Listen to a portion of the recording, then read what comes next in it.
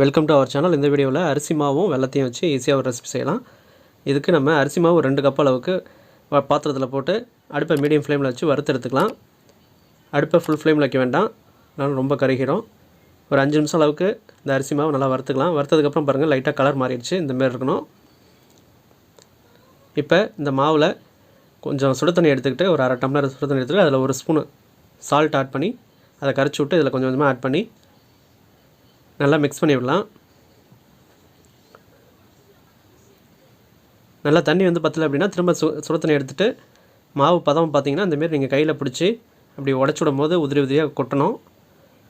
இப்போ ஒரு இட்லி பாத்திரம் அடுப்பில் வச்சுட்டு அதில் பச்சைக்கடலை பருப்பு ஒரு 100 கிராம் அளவுக்கு நம்ம அதில் போட்டாச்சு.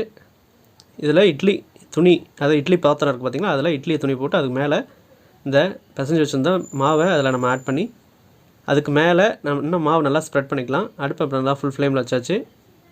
இப்போ மாவு, அதாவது நம்ம உதிரி உதிரியாக இருந்த அந்த மாவை எடுத்து இது மேலே வச்சாச்சு. இப்போ இதை ஒரு மூடியை போட்டு மூடி வச்சிடலாம். இப்போ கரெக்டாக ஒரு 20 நிமிஷம் நல்லா குக் ஆகட்டும். அடுப்பை நல்லா ஃபுல் ஃப்ளேமில் வச்சுருங்க. இந்த 20 நிமிஷத்துக்குள்ளே நம்ம வெல்லம் ஒரு கல்லை வச்சு அதை நசுக்கி எடுத்துக்கலாம். இந்தமாரி நல்லா தூளாக பிடிச்சி வச்சுக்கலாம். தூளாக பிடிச்சி வச்சதுக்கப்புறம் ஒரு தேங்காய் மூடி எடுத்து அதை நல்லா திருவி எடுத்துங்க.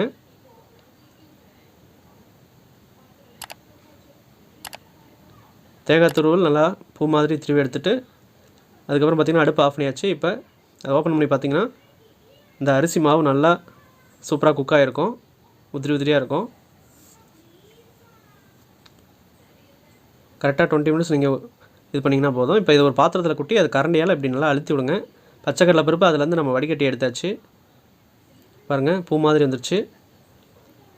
கரண்டியில் வச்சு இதுக்கு நல்லா மெசேஜ் விட்டு அதுக்கப்புறம் கையில் கூட நீங்கள் நல்லா திருவி விட்டுக்கலாம். இப்போ சைடில் இதுக்கு தேவையான பொருட்கள் நம்ம ரெடி பண்ணிக்கலாம். வெல்லம், தேங்காய், அதுக்கப்புறம் ஏலக்காய் தூள், அப்புறம் பச்சைக்கடலை பருப்பு. இப்போ மாவு பாருங்கள், அதாவது நம்ம வேக வச்ச அரிசி மாவு இந்தமாரி நல்லா பூ மாதிரி உதிரி உதிரியாக சூப்பராக இருக்குது. இப்போ இதில் நம்ம வேக வச்சுருந்த பச்சைக்கடலை பருப்பு அதை வடிகட்டி வச்சுருந்தோம், அதை நம்ம இதில் ஆட் பண்ணிக்கலாம். இப்போ இது மேலே வெல்லத்தை நம்ம ஆட் பண்ணிக்கலாம், மிக்ஸ் பண்ணிக்கலாம். அதோட ஏலக்காய் தூள் லைட்டாக ஆட் பண்ணிவிட்டு அதுக்கப்புறம் தேங்காய் துருவலை இதில் அப்படியே மிக்ஸ் பண்ணிக்கலாம். தேங்காய் துருவல் ஆட் பண்ணிக்கலாம். நல்லா தேங்காய் துருவல் ஒரு சில பேருக்கு அதிகமாக பிடிக்குன்னா 2 மூடி கூட நீங்கள் நல்லா திருவி போட்டுக்கோங்க. நல்லா மிக்ஸ் பண்ணி விட்டிங்க அப்படின்னா அவ்வளோதான். சிம்பிளாக அரிசி மாவு வெல்லம் வச்சு ஈஸியாக ஒரு ஸ்நாக்ஸ் ரெடி பண்ணியாச்சு. இதை நீங்கள் புட்டுன்னு சொல்லலாம். புட்டு அந்த அச்சு இருந்தால் தான் புட்டு நம்ம அதை ரெடி பண்ணி சொல்லுவோம். இது டேரெக்டாக அந்தமாரி நம்ம இட்லி கொப்பரையில் அந்த அச்சுலாம் இது இல்லாமல் டேரெக்டாக நம்ம இந்தமாரி செஞ்சு சாப்பிட்டோம் அப்படின்னா டேஸ்ட் சூப்பராக இருக்கும். இதை நீங்கள் ஒரு பிளேட்டில் வச்சு சர்வ் பண்ணி சாப்பிட வேண்டியதான். ஸோ இதே அளவுகளோட நீங்களும் ட்ரை பண்ணி பாருங்கள், கண்டிப்பாக உங்களுக்கு பிடிக்கும். நம்ம சேனலை மறக்காமல் சப்ஸ்கிரைப் பண்ணி பக்கத்தில் இருக்கிற பெல் பட்டனை கிளிக் பண்ணிக்கோங்க. தேங்க்யூ.